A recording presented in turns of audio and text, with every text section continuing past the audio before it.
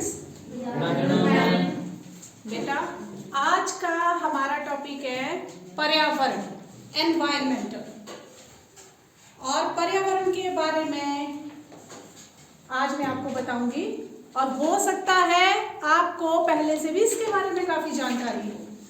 ठीक है, तो मैं आपसे थोड़ा सा पूछ लेती हूँ ताकि आपकी जानकारी का भी मुझे भी पता चल जाएगा।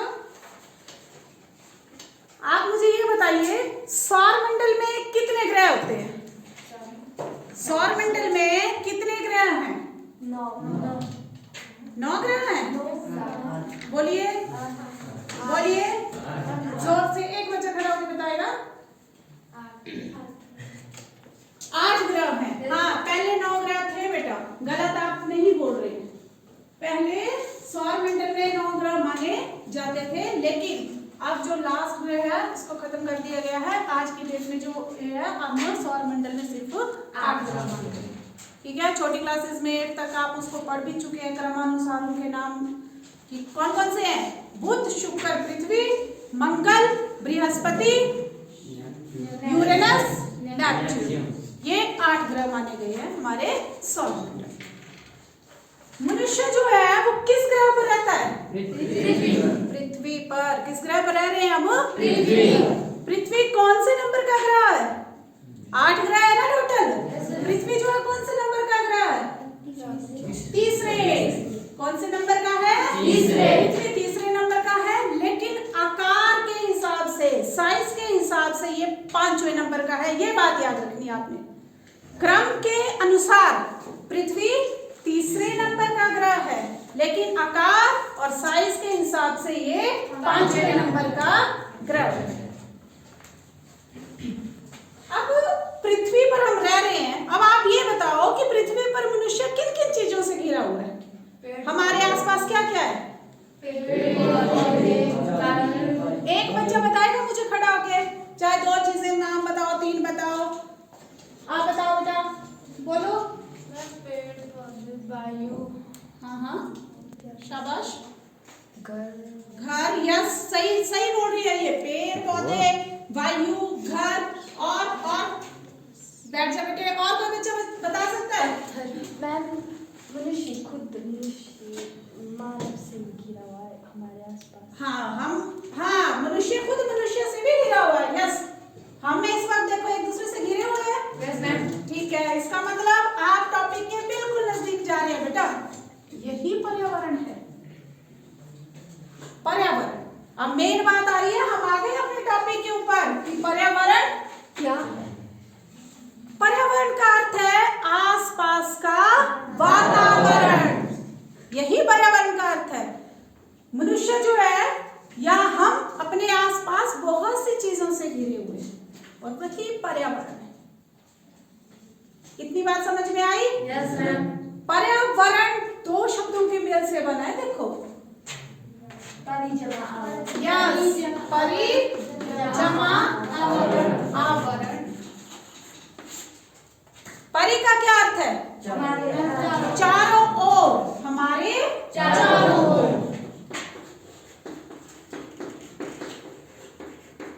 और आवरण का क्या अर्थ होता है? हमारे चारों ओर का वातावरण जिससे हम घिरे हुए हैं, वही पर्यावरण है। इसमें लिविंग हो या नॉन लिविंग हो, सजीव चीजें हैं चाहे वो निर्जीव चीजें हैं।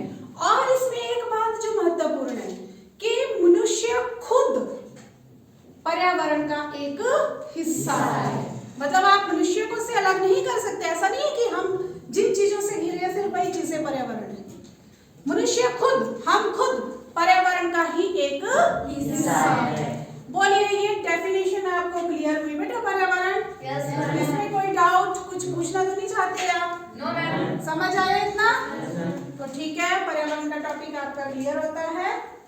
अब हम पर्यावरण का अर्थ मैंने आपको बता दिया। अब करना बेटा हमने इसके घटक, पर्यावरण के घटक। क्या आपको पता है पर्यावरण के कितने घटक होते हैं? चलो मैं समझाती हूँ आपको। पर्यावरण के है बेटा 4 घटक। कितने घटक है टोटल? पर्यावरण। आप नोट करते रहेंगे अपनी कॉपियों में साथ साथ ये सब। नंबर 1 स्थल मंडल, नंबर 2 जल मंडल, नंबर 3 वायुमंडल और नंबर 4 जीव मंडल बोलिए या जैव मंडल बोलिए। ये हैं पर्यावरण के 4 घटक। अब हम इनके बारे में थोड़ा डिस्कस करेंगे। स्थल मंडल, देखिए नाम से ही क्लियर हो रहा है। स्थल किसको बोला जाता है बेटा? स्थल स्थल किसको कहा जाता है? जमीन को। भूमि मंडल भी, भूमंडल भी बोल सकते हैं आप इसको। स्थल मंडल को ही भूमंडल, भूमि से संबंधित, जमीन से संबंधित स्थल मंडल। तो क्या आप बता सकते हैं मुझे, अगर परिभाषा लिखने को आ जाए या स्थल मंडल क्या होता है, आप बता सकते हैं थोड़ा?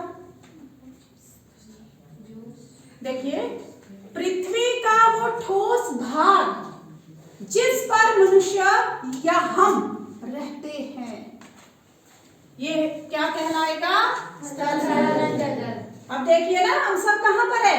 पृथ्वी के ऊपर है, पृथ्वी के ठोस भाग पर। पृथ्वी का वो ठोस भाग, वो पृथ्वी की परपट्टी जिस पर हम सभी रहते हैं, सभी जीव निवास कर रहे हैं, जिसके ऊपर पेड़ पौधे हैं, वही क्या कहलाएगा? स्थल मंडल। क्लियर है? Yes ma'am. अब दूसरा आता है बेटा जल मंडल। जल पानी, पृथ्वी का वो क्षेत्र, पृथ्वी का वो क्षेत्र जो जल से घिरा हुआ है। पृथ्वी का वो क्षेत्र जो जल से घिरा हुआ है उसे कहा जाता है जल मंडल। अब जल जो है वो किसी भी रूप में हो सकता है, तरल या ठोस या गैसीय। साइंस के हिसाब से 3 अवस्थाएं है ना जल की, है ना? अब ऐसा नहीं आपने समझना कि सिर्फ पानी है। ये जो हमारे ग्लेशियर है, पहाड़ों पर बर्फ है, ये एरिया भी किस में काउंट होगा? जल मंडल। क्लियर? Yes ma'am. नेक्स्ट है वायुमंडल। बताएगा कोई क्या होता है वायुमंडल? आता है बेटा? चलो बताओ फिर जिसको आता। चलो कोई नहीं, मैं क्लियर करती हूँ। हमारी पृथ्वी को चारों ओर से वायु की एक परत ने घेर के रखा है। हमारी पृथ्वी को चारों ओर से वायु की एक परत ने घेर के रखा हुआ है, उसे क्या कहेंगे हम? वायुमंडल।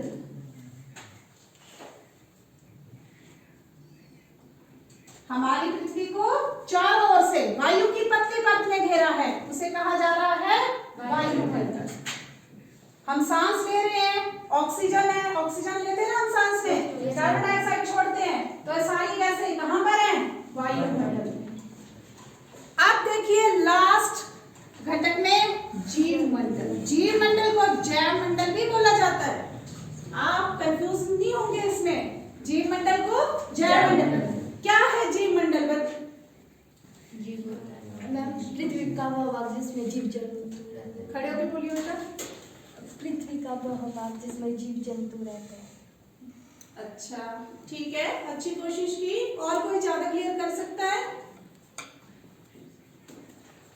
तो सुनिए, पृथ्वी का वो भाग, वो हिस्सा जहां पर स्थल, जल और वायु, स्थल, जल और वायु ये तीनों मौजूद होते हैं, उसे जीव मंडल कहा जाता है। पृथ्वी का वो संकीर्ण क्षेत्र जहां पर स्थल, जल और वायु ये तीनों मौजूद हैं, उसे कहा जाएगा जीव मंडल। और केवल जीव मंडल में ही जीवन जो है वो संभव है। बाकी अब देखिए, हमारे पास स्थल मंडल है, बाकी जल मंडल नहीं है, वायुमंडल नहीं है, तो क्या हम जीवित रह सकते हैं? जलमंडल होगा, स्थल नहीं है, वायु नहीं है, तो क्या हम जीवित रह सकते हैं? अब वैसे ही वायुमंडल है, वायु है, लेकिन स्थलमंडल नहीं है, जलमंडल नहीं है, तो भी मनुष्य या कोई भी प्राणी या वनस्पति नहीं बन सकती। तो सबसे महत्वपूर्ण जो मंडल हुआ वो हुआ जीव मंडल, क्योंकि इसमें इन तीनों मंडलों के गुण हैं, स्थल मंडल, जल मंडल और वायुमंडल।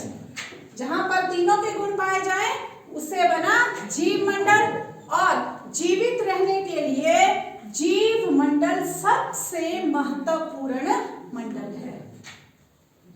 और केवल देखो, आपने ये बात पढ़ी होगी कि पृथ्वी को अद्भुत ग्रह माना जाता है, कहा जाता है ना, पृथ्वी को अद्भुत ग्रह किस कारण कहा जाता है? क्योंकि पृथ्वी एक ऐसा ग्रह है जिसके ऊपर जीवन पाया जाता है। कारण क्या है उसका? पृथ्वी पर जीव मंडल मौजूद है। यहां तक आपका टॉपिक क्लियर हुआ? तभी आगे चलूंगी मैं। अगर आपको यहाँ तक कुछ डाउट है तो आप क्वेश्चन पूछ सकते हैं। इतना क्लियर है? आगे बताते हैं फिर आपको।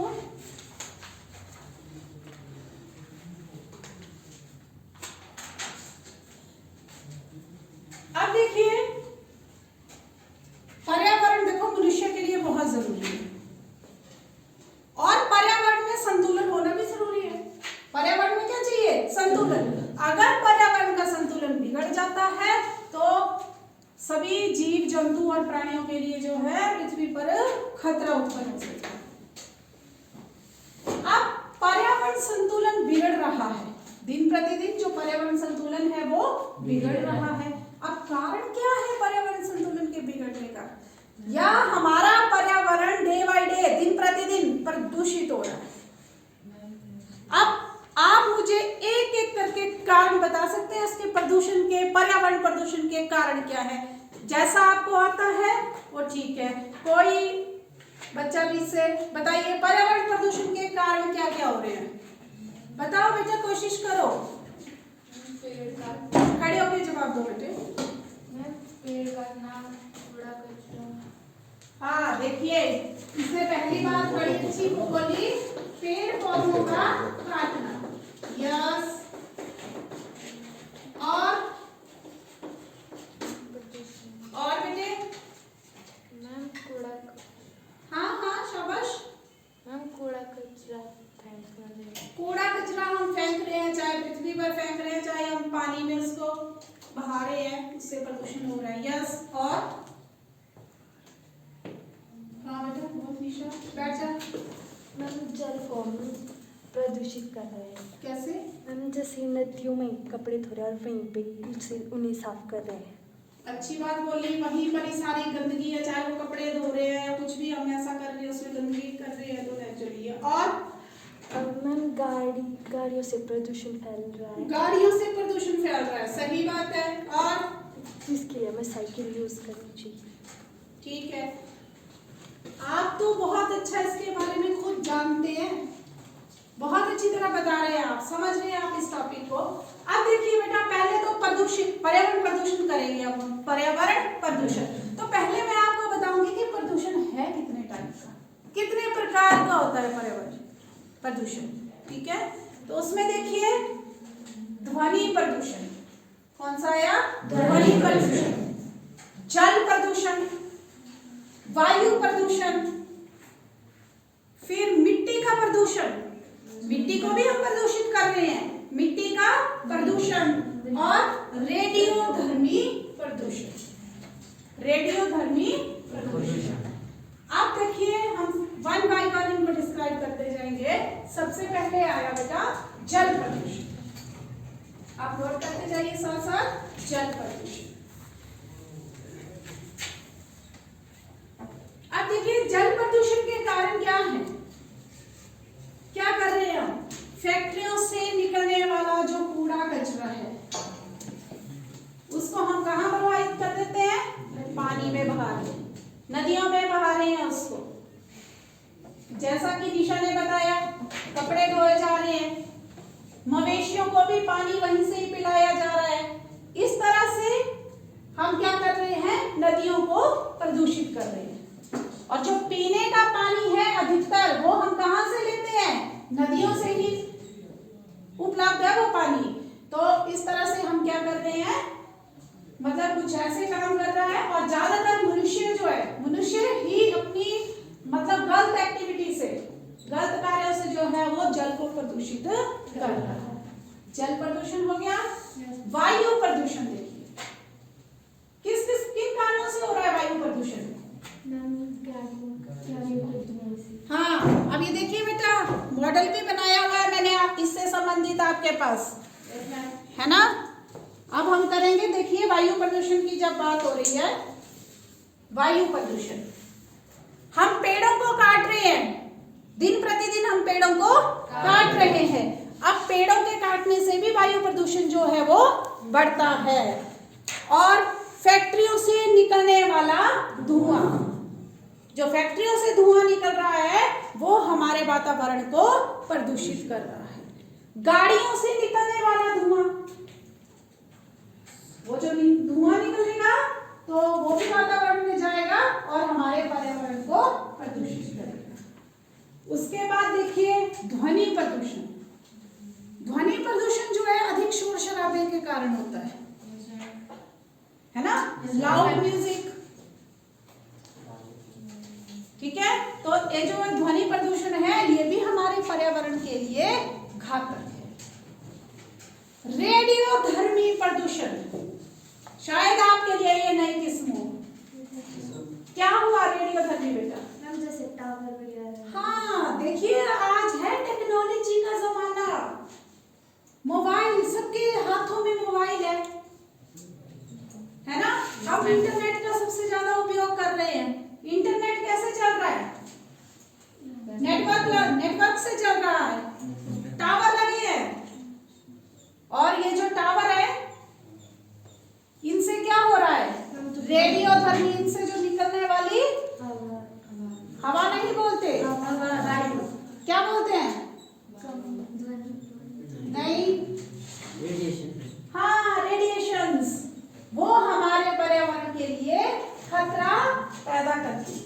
पहले आपने देखा था चिड़िया वगैरह कितनी ज्यादा होती थी, पक्षी बहुत ज्यादा होते थे। अब डे बाय डे पक्षियों की संख्या जो है पृथ्वी पर कम होती जा रही है। कारण क्या है उसका? रेडिएशंस।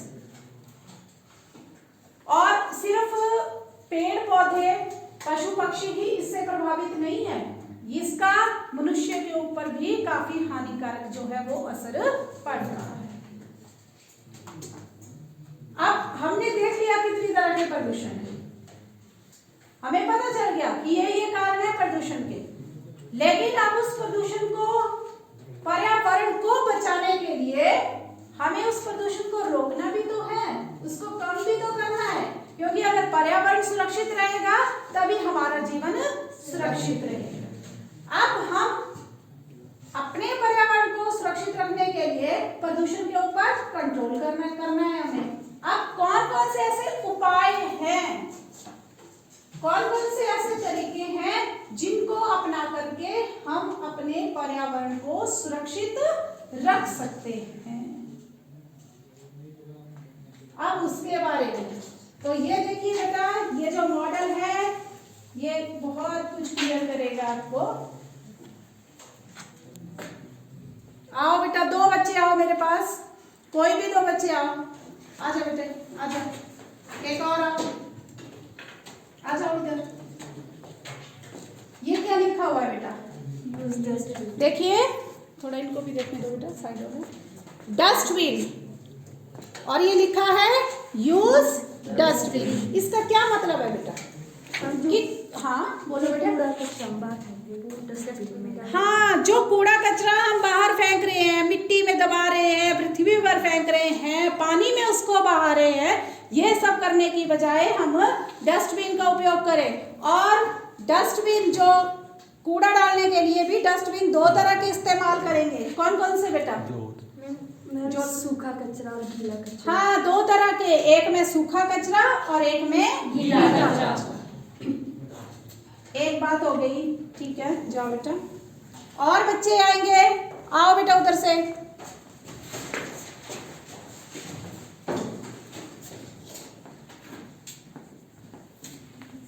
क्या लिखा है बेटे?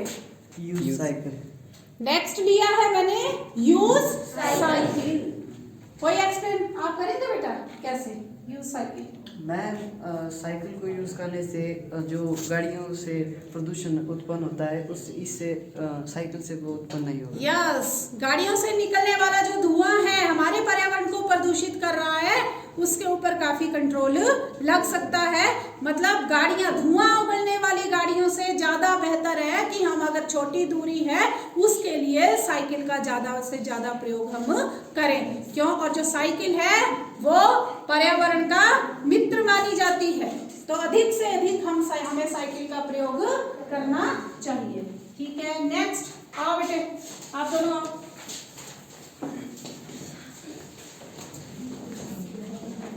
क्या लिखा है बेटा? Save water.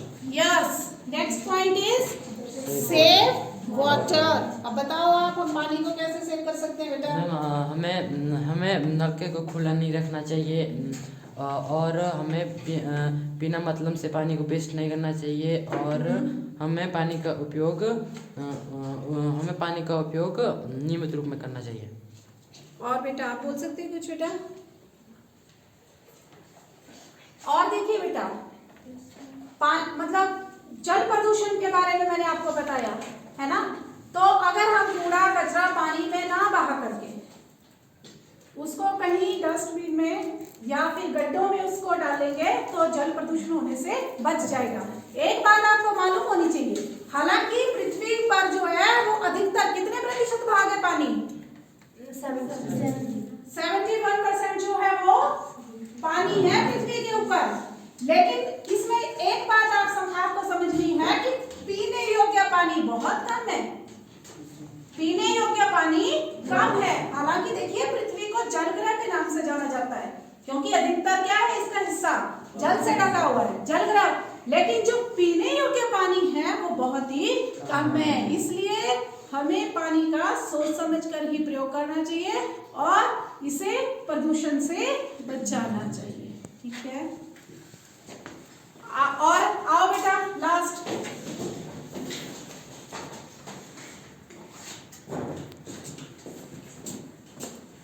क्या लिखा है बेटे? Stop pollution. Yes, stop pollution, प्रदूषण को रोकना। अब कैसे रोक सकते हैं? देखिए इसमें साइड हो बेटे, इसमें देखिए यहाँ पर गाड़ी बनी हुई है, गाड़ी का कम से कम प्रयोग करके हम प्रदूषण मतलब कम कर सकते हैं। कैसे? जैसे कि गाड़ी और बाइक, इनका उपयोग हम कम से कम करना चाहिए। हमें कम से कम। पर बेटा जरूरी भी है, अगर हम आज के जमाने के हिसाब से देखें तो गाड़ी जरूरी भी है ना। तो फिर भी कोशिश ये करनी चाहिए कि हम उसका प्रयोग जो है वो कम करें, जरूरत के अनुसार ही करें, लिमिट में करें। तो वो कैसे कर सकते हैं हम?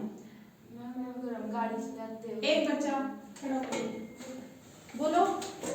हम तो कहीं जाते गाड़ी रोकते, हम रोकते। कोई बात नहीं, और कोई बता सकता? मैम सब लोग जैसे एक गाड़ी में एक लोग ही बैठते हैं, जैसे हम सब एक ही गाड़ी में सब लोग बैठकर। यस, मान लो सबने एक ही जगह जाना है, ठीक है, घर से कुछ लोग हैं जिनकी मंजिल एक ही तरफ है, एक ही रास्ते पे जाना है, एक ही घर की तरफ को जाना है, तो सब अलग अलग गाड़ियों का प्रयोग ना करके अगर एक गाड़ी में ही सब आएंगे जाएंगे तो उससे भी काफी कंट्रोल होगा, है ना। और धुआं उगलने वाली गाड़ियों का तो हमें कम से कम प्रयोग जो है वो करना चाहिए। ठीक है, जाओ बेटा आके आओ बेटा।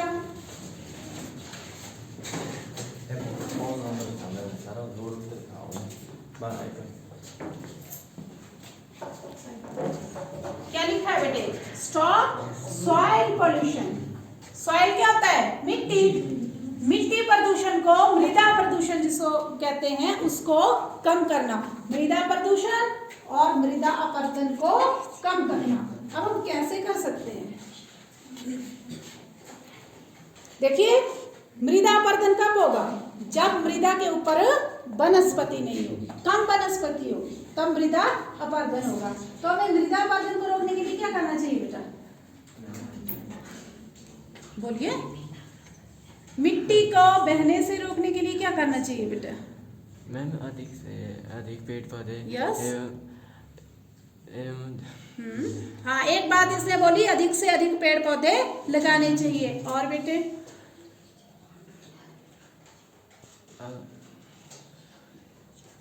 चलो ठीक है, आप बोलेंगे बेटा कुछ? और कोई बच्चा बता सकता है मृदा अपरदन को कैसे कंट्रोल किया जा सकता है? हाँ बोलो। खेतों में कीटनाशक और खाद वगैरह डालते हैं, इससे भी। हाँ, ये भी इसने सही बात बोली, बिल्कुल सही। मृदा पॉल्यूशन को कैसे कम करना है? सॉइल पॉल्यूशन को जो कीटनाशक और उर्वरक का हम प्रयोग करते हैं वो कम से कम करें, क्योंकि ये जो हमारे कीटनाशक है ये क्या कर रहे हैं? डे बाय डे मृदा को बंजर बना रहे हैं। अगर हम कीटनाशक डालते हैं तो पैदावार अच्छी होती है, नहीं तो नहीं होती। तो उससे क्या हो रहा है? मिट्टी की जो उपजाऊ शक्ति है वो दिन प्रतिदिन कम हो रही है। तो कीटनाशक का हमें कम से कम प्रयोग करना चाहिए। साथ में हमें इसके ऊपर वनस्पति जो है, पेड़ पौधे, झाड़ियां, कंटीली झाड़ियां, जो कुछ भी है कुछ ना कुछ लगा कर रखना चाहिए, क्योंकि जो पेड़ पौधे की जड़ें होती है ना, ये मिट्टी को बांध करके रखती हैं, जकड़ करके रखती हैं, जिसके कारण मृदा अपरदन नहीं होता। और अगर मृदा अपरदन ज्यादा हो जाएगा तो फिर भूमि की जो उपजाऊ शक्ति है वो भी कम होती है। ठीक है बेटा, नेक्स्ट देखिए, सेव ट्रीज। नेक्स्ट क्या है हमारा? Save trees. अब इसको एक्सप्लेन कर सकता है कोई? आ जाओ आ जाओ आ जाओ बेटा। Save trees.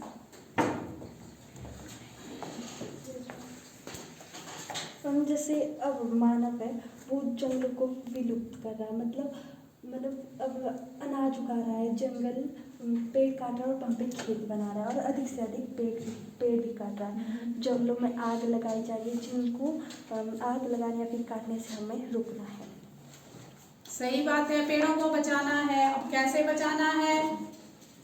कम, मतलब वृक्षों को कम से कम काटें। अगर जरूरत के लिए काट ही रहे हैं तो जितने काट रहे हैं उससे दुगने हम पेड़ लगाएं भी। ये नहीं कि सिर्फ उनको काटते गए, हमें पेड़ों को अधिक से अधिक लगाना है। और सबसे पहले तो यही कोशिश करनी होनी चाहिए कि हमें पेड़ों को कटने से बचाना है, रोकना है इस चीज को। अगला है सेव एनिमल्स। बताएंगे बेटा? यस मैम, जैसे अब जंगल भी लुप्त हो रहे हैं तो जानवरों को रहने के लिए जगह नहीं मिल रही है, और जानवरों का शिकार भी किया जा रहा है। जिस प्रकार एक जानवर की ज़्यादा संख्या होगी, जैसे अगर हिरन मारे जाएंगे तो शेर ज़्यादा, अगर कोई और जानवर मारे जाएंगे तो वो ज़्यादा। इसलिए हाँ, भोजन श्रृंखला, अगर जानवरों को ज्यादा नुकसान पहुंचा तो भोजन श्रृंखला जो है वो बिगड़ जाती है, और इसका हमारे पर्यावरण के ऊपर भी असर पड़ता है। पर्यावरण को बचाने के लिए जरूरी है जानवरों को भी सुरक्षित रखा जाना चाहिए। जब हम ये सारे तरीके अपना लेंगे, देखा आपने मॉडल ये किस तरह से, और भी हो सकता है आप बच्चों के पास इससे भी ज्यादा उपाय हो, ज्यादा क्रिएटिव होते हैं बच्चे, और कुछ आपके दिमाग में हो तो आप बता सकते हैं, या इस तरह से मॉडल बना सकते हैं। और ये सारे कुछ उपाय हैं जिनको अपना करके हम अपनी पृथ्वी को हरा भरा बना सकते हैं और अपने पर्यावरण को हम बचा सकते हैं। और सबसे बड़ी बात यह है कि अब जो पर्यावरण प्रदूषण हो रहा है उसका सबसे बड़ा कारण है, सबसे मेन रोल है उसमें जनसंख्या वृद्धि। सबसे इंपॉर्टेंट, ये जो जनसंख्या वृद्धि हो रही है इसी के कारण ज्यादा नुकसान हो रहा है, क्योंकि जनसंख्या बढ़ेगी तो पेड़ पौधे ज्यादा कटेंगे, लोगों को रहने के लिए घर चाहिए, जनसंख्या ज्यादा है, गाड़ियां ज्यादा चलेंगी, नुकसान ज्यादा है। मतलब अगर जनसंख्या के ऊपर कुछ कंट्रोल लगाया जा सके तो आने वाले टाइम में हमारा पर्यावरण भी सुरक्षित रह सकता है। और ये मैंने आपको कुछ उपाय बताए, इन उपायों को अपना करके भी हम अपने पर्यावरण को प्रदूषित होने से बचा सकते हैं। अब मैं आपसे पूछती हूँ, थोड़े से क्वेश्चन देखती हूँ कि मेरा टॉपिक कितना इफेक्टिव था, आपको कितना समझ आया। पर्यावरण के कितने प्रकार है बेटा? पर्यावरण के प्रकार कितने हैं? ये तो घटक है बेटा, प्रकार दो हुए, एक प्राकृतिक पर्यावरण, एक मानव निर्मित पर्यावरण। ठीक है, अब घटक कितने हैं पर्यावरण के? चार घटक हैं। कौन कौन से? सबसे महत्वपूर्ण कौन सा मंडल है? जीवमंडल। ऐसा क्यों? एक बच्चा, ऐसा क्यों? जीवमंडल सबसे महत्वपूर्ण क्यों है? बोलिए। क्योंकि जीवमंडल में तीनों मंडल पाए जाते हैं। कौन कौन से तीन? स्थल मंडल, जल मंडल, वायुमंडल। पर्यावरण का अर्थ क्या है बेटे? पर्यावरण का अर्थ क्या है? अगर सिंपल एक वाक्य में आपको आंसर देना हो तो आप क्या देंगे? पर्यावरण क्या है?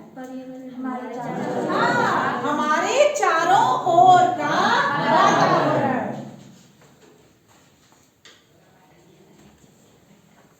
अब आपने इससे संबंधित जो प्रश्न है वो घर से भी करके लाने हैं, तो आपके लिए होमवर्क रहेगा। क्वेश्चन नोट कीजिए। पर्यावरण बचाने के मुख्य उपायों का वर्णन कीजिए। पर्यावरण बचाने के मुख्य उपायों का वर्णन कीजिए।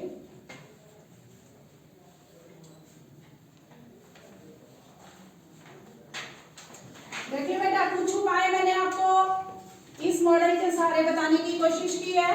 हो सकता है आपके पास और भी आइडियाज हो, और भी विचार हो, तो आप उनको भी अपने आंसर में इंक्लूड करेंगे। दूसरा प्रश्न लिखिए, प्रदूषण के विभिन्न प्रकारों का वर्णन करें। प्रदूषण के विभिन्न प्रकारों का वर्णन करें।